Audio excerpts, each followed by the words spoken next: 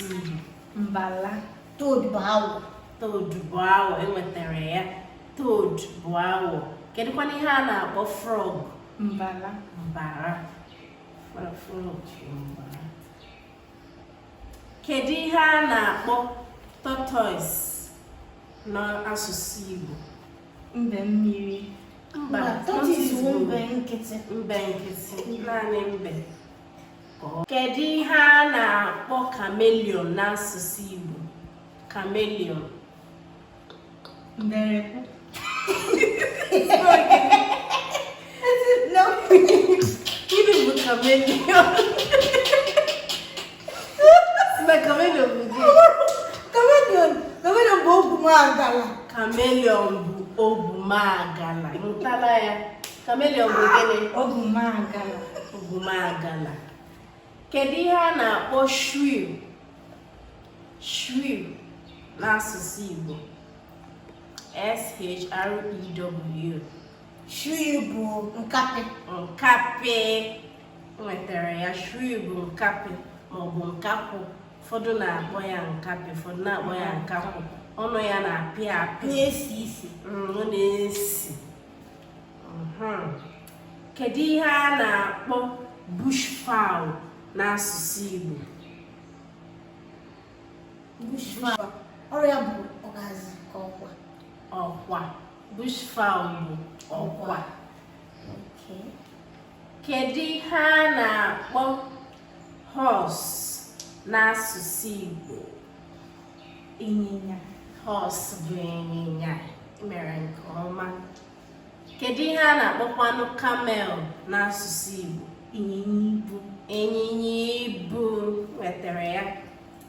Kedu ihe a na-akpọ crab? Nsịkọ. Nsịkọ. Na-eme nke ọma. Crab bụ nsịkọ.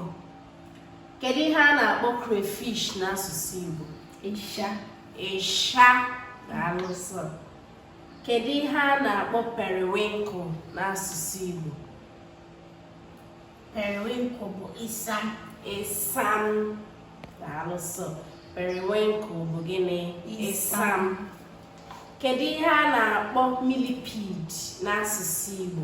Idide. Millipede bụ esu. Esu. Millipede bụ esu. Idide bụ Centipede. idide bụ earthworm. Earthworm bụ idide.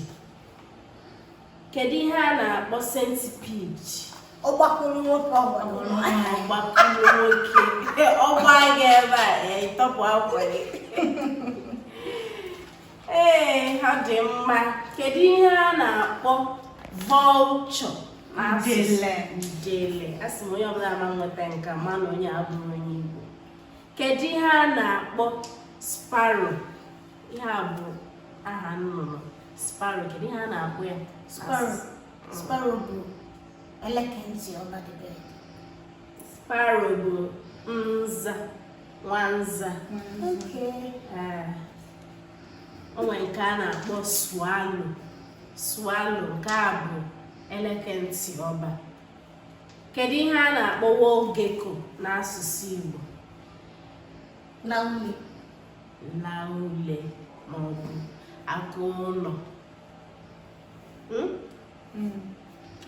Kedu ihe a na-akpọ scorpion n'asụsụ Igbo? Akpị. Akpị. Kedu ihe a na-akpọ lizard n'asụsụ Igbo? Ngwere. Ngwere. Kedu ihe a na-akpọ butterfly n'asụsụ Igbo? Butterfly. Butterfly isi ewu. Ịkpụkpa. Butterfly bụ ụbụba. Butterfly bụ ilokolo ịbụba. Ịbụba ọkwa? Iwetatụ ya obere. Ilokolo gịnị? Ilokolo ịbụba ka a na-akpọ butterfly n'asụsụ Igbo. Ọ dị mma. Nke ikpeazụ, kedu ihe a na-akpọ spider n'asụsụ Igbo? Ududo. Ududo. Ngwakọrọ n'onwe unu aka na unu agbalịala ezigbo ụmụada. Ọrụ n'onwe unu aka. ọ dị mma ka anyị chịkọta n'ebe a n'ụbọchị nke taa. Eji m n'aka na ịmụtala ọtụtụ ihe. Ngwa sonyekwere anyị n'agba ọzọ.